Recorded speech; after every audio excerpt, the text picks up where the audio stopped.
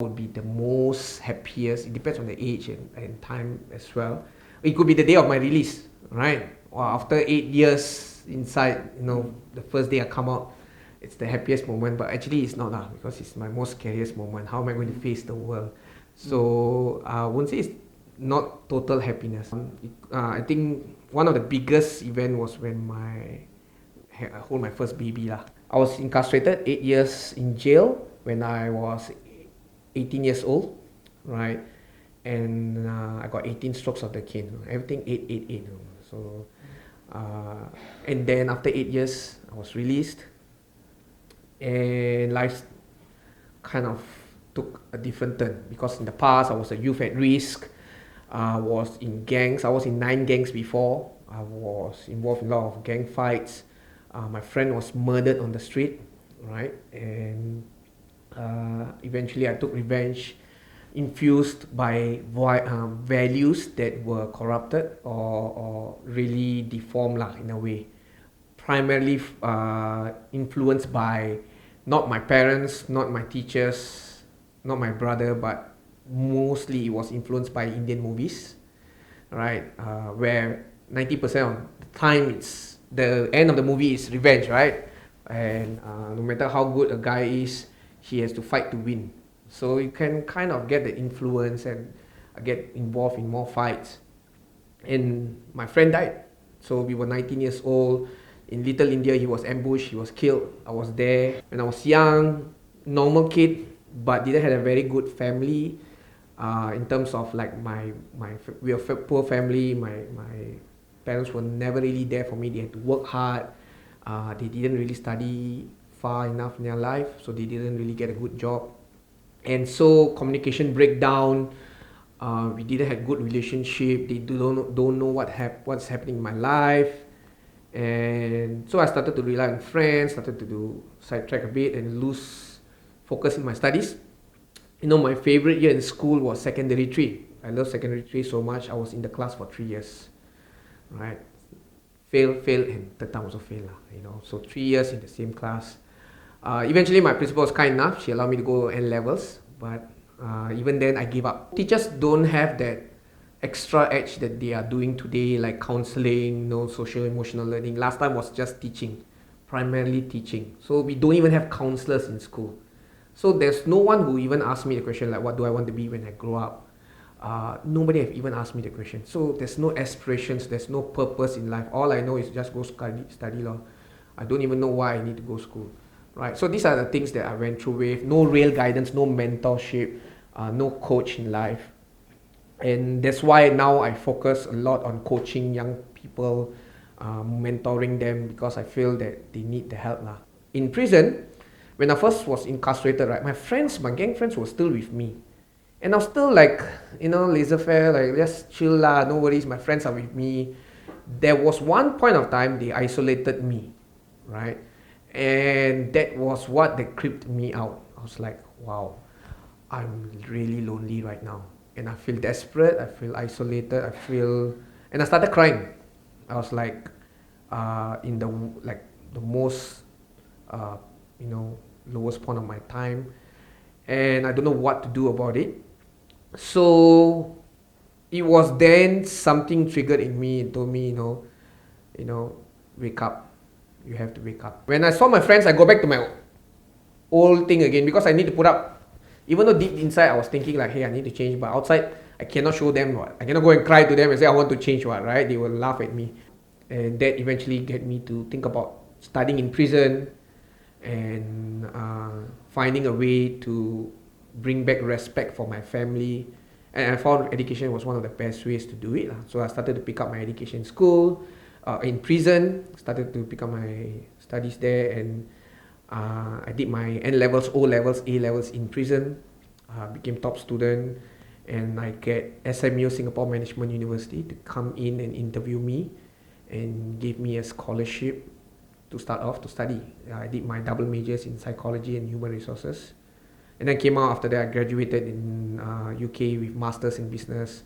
I went on to do my further studies in life coaching in US as well. So now I certify people in coaching in neuro-linguistic programming, like NLP methods. Of course, when I said I was the first trigger of change was when I was isolated. Who was with me? Nobody, right? But who was with me throughout the whole journey when I was inside? It was my mom. Getting inside, right, when you're in a cell and then suddenly they call your number to say there's a letter, that whole feeling is like amazing. You look at your friends in the prison cell, they don't have someone who writes to them, and you have someone who writes to you. You feel special. You feel uh, you can read that same letter over and over again. Sometimes now we get emails, tons of emails. We will never look at the same email the second time. If you have realized that in your life, like totally everyone has given up on you, I think that's the danger sign. That you feel that nobody really cares. I think this is one thing as teachers. I mean, I work with schools for past decade, for 10 years already, and one of the things I ask my students are, who's your favorite teacher? And most of the time they struggle to give me an answer. Or sometimes they will tell me a primary school teacher's name, right? Very seldom they can give me a secondary school teacher's name. So I start to think, why is it like that? Sometimes they don't feel it. And then for those who said something like, oh, this teacher care for me, then I ask, why do you say that? What happened? They said they listen to me. Most of the time, this is the answer. They are there to understand what I'm going through. These are the teachers that really made an impact. But very seldom I get these answers. We as long as we know someone is there, chances of being suicidal, chances of giving up on life, everything will slim down. And see how we can spend time with someone in need instead of just labeling them or thinking they are hopeless. Try your best, or buy them lunch. I've seen teachers in school sit down and eat with the students. I was like, wow, this is impressive. And these are the teachers that really make a difference because they do out of the ordinary, right? And could be the worst child. Everybody's like, will be thinking, this child, who wants to sit with him? But the teacher shows a good example. Even counselors, when they are in the room, when they are in the structured environment, the students don't open up. But there are one or two counselors that I see, they go to the canteen, they sit down with them, they open up. This happens to my students as well. When I'm in a structured workshop, they don't want to open. When I bring them to the canteen to eat, all their secrets all come out. The bottom line is, I think if there is someone there, it will be really helpful in our thought lah, And that kept me going. That kept me fighting for change. Then most of the people who are in prison, right, they are there because they don't have a father figure, right? And that's why they lose hope. That's why they get sidetracked a lot. Or even teachers who can be a father role, that would be helpful as well. A lot of psychological damage through their own guardians and parents. One student came up to me and she still tell me, every day she will go to the corner of the school where nobody's there. She will sit down there and cry because she feels so lonely. She has nobody to talk to. I have kids who come and tell me that nobody cares for them in school, at home. Complicated. Sometimes the best things happens through a crisis as well. And having that mindset, one of the big things that I teach in every school is growth mindset, or Carol Dweck's framework, right, of growth mindset. This is one of the big things that I've been anchoring in a lot of schools, because fixed mindset will give up. Fixed mindset will not take feedback and will be angry with feedback, right?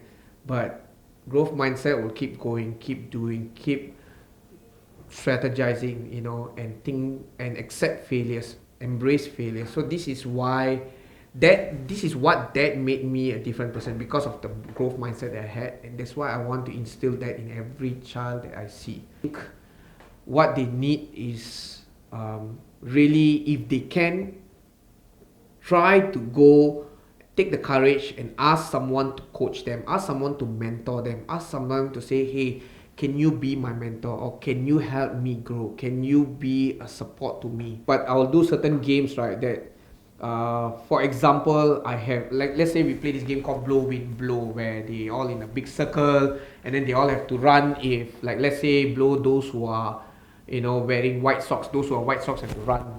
So I'll use that as a therapy as well. I'll say blow those who are smoking, and then we'll see some of them running. helping kids has been one of my core mark that I want to do, because like I said, when I was young, nobody helped me, nobody was really there to guide me in my journey, and that made me choose the wrong path, right? Parents might think the teachers are there, teachers might think the parents are there. Sometimes from the child, nobody's there, right? And I find that students find it more easier to open up when it's a stranger like a coach who comes in, rather than opening up to a parent or teacher who is more involved in their life. It gets more difficult for them. Not just they don't love the parents or teachers, it's just that they feel more confident to open up to a mentor or coach.